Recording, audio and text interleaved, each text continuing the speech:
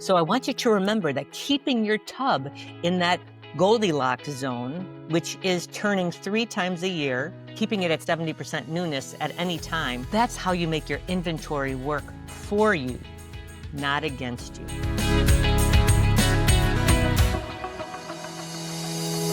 Hello there, Richer Retailers. I am broadcasting to you today from the Grand Floridian Resort in Walt Disney World, where I'm learning all things Disney and how to bring all that goodness into our world and into our businesses, right? Well, so listen, our most downloaded episode is the #1 strategy to increase your profit, which, spoiler alert, is to raise your IMU. And if you loved that episode, you are going to love today's sequel. We're going to talk about the next big lever for profit, which is inventory turn and freshness. You've heard these terms before, I know, but I'm going to make them crystal clear for you in a way that I never really understood when I had my own store. But I'm going to show you why they matter so much to you for your profit and your sales.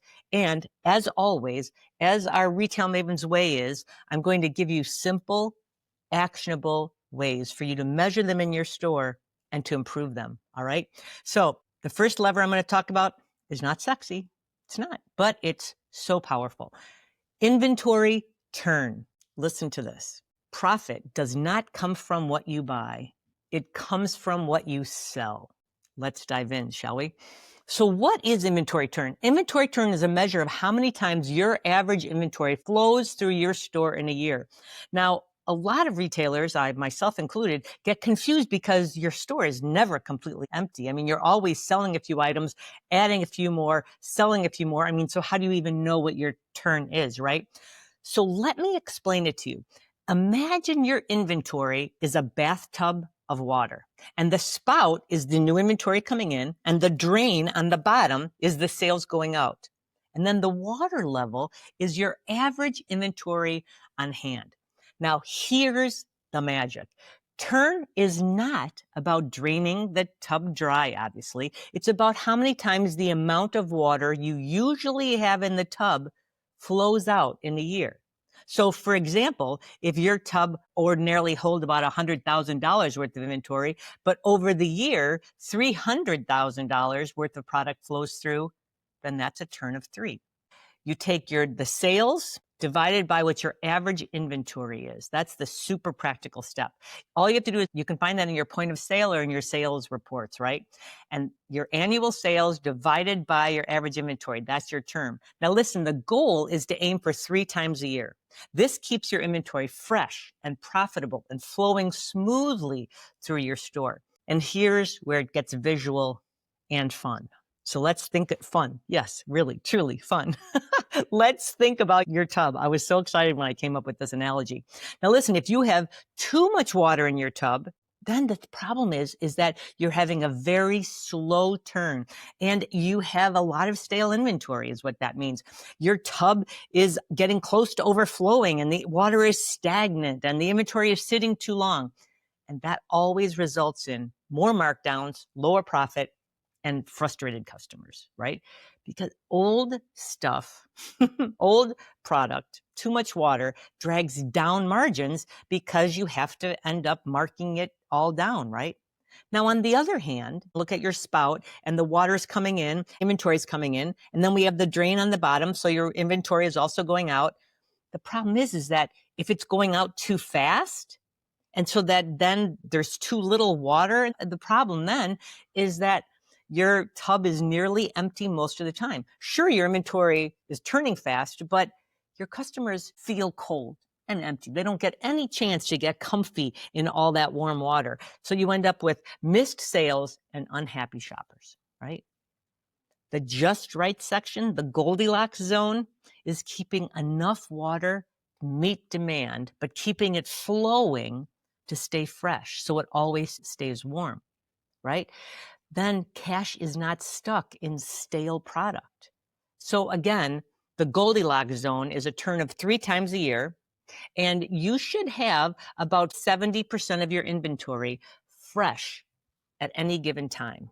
And let's now talk about that freshness because that's what makes your inventory truly profitable. Fresh inventory is the key to profit and sales. You know that customers walk in and say, what's new? What's new? So what's new, right? So let's chat about that. So imagine now a fruit stand. If 70% of the apples are fresh, you sell them at full price, right? But if they're bruised and old, you slash the price or have to throw them away because they've gone rotten, right? They're old and they're icky. The same is true in your store. Freshness protects your margins, avoids markdowns, and keeps your cash working for you. All right, so let's now imagine two stores side by side. So store A has 70% fresh inventory. What I know for sure is that customers are excited. Your team is excited. They're always trying new things. They're buying more. But store B only has 30% fresh in their store today.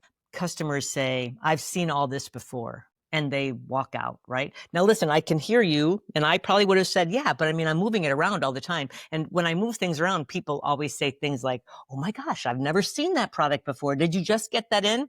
I mean, that works sometimes, for sure. But your customers are smarter than we give them credit for. They know when inventory is old. The beauty of freshness and of tracking this number is that it creates desire, it creates urgency, and it creates repeat visits. Now, how do you calculate it? I want you to pull up in your point of sale your inventory and look at the received by date. Then look at the retail price of inventory that you've received within the last 90 days. And then divide that by the total number of inventory you have at retail. And that tells you how much of it, that's what your percentage new is. So again, if we use that bathtub again, think about it. So if you have this water flowing in, that's your inventory coming in. And then at the bottom is the drain where your sales go. Well, if you're pouring more in so that the water is filling up the tub, then you know what happens is that that water gets cold. That's not a comfortable bath. Conversely, if you have the water and the inventory flowing in and the sales going out the bottom and you have just enough, right? You have just the right amount and there's about 70% of it that's all new, then the beauty is that the water is fresh, it stays nice and warm, and so your customers are comfortable and they happily dip in and buy. So I want you to remember that keeping your tub in that Goldilocks zone, which is turning 3 times a year, keeping it at 60 or 70% newness at any time, that's how you make your inventory work for you, not against you. The other key question that I get about this is that how do I spot my old inventory? I mean, I'm receiving so much inventory, it's so easy to miss, right? Here's a very quick rule of thumb.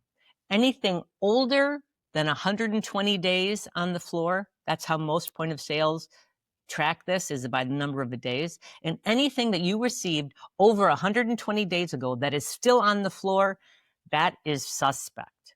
That is for sure suspect and should probably be at its first markdown. Physically, if you don't remember when you bought it or if it hasn't moved in years, then it's old. Ask your team. They likely know even more than you do, right? Are customers picking this up but not buying it? Then it's probably stale. Mark it down. You can bundle it with something else. You can plan a clearance sale. Like we have some great teachings about that too. Some great episodes about that. You just don't want to let it clog your tub because it impacts the experience that your customers will have in your store, right? So after raising your initial markup, don't hesitate to go back and listen to the episode titled The Number One Strategy to Increasing Your Profit. It's going to tell you about how to raise your initial markup. And then the next big lever after that is looking at inventory turn and freshness or newness. So your homework is to calculate your turn for last year, is to look at your annual sales and divide it by what your average inventory is, and then check your percentage new today. How many dollars have you received in the last 90 days divided by your total dollars on hand, both at retail, right? Or the other way to do it is to look by units. How many units have you received in the last 90 days compared to what your units on hand are now? And remember that too much water means that your customers are cold and that it's stale. And then if there's too little water, it means that your customers aren't ever getting enough warm water to be comfy and your store looks empty. But just right means that you have profit and happy customers. Keep your tub in this Goldilocks zone because that's where the magic happens.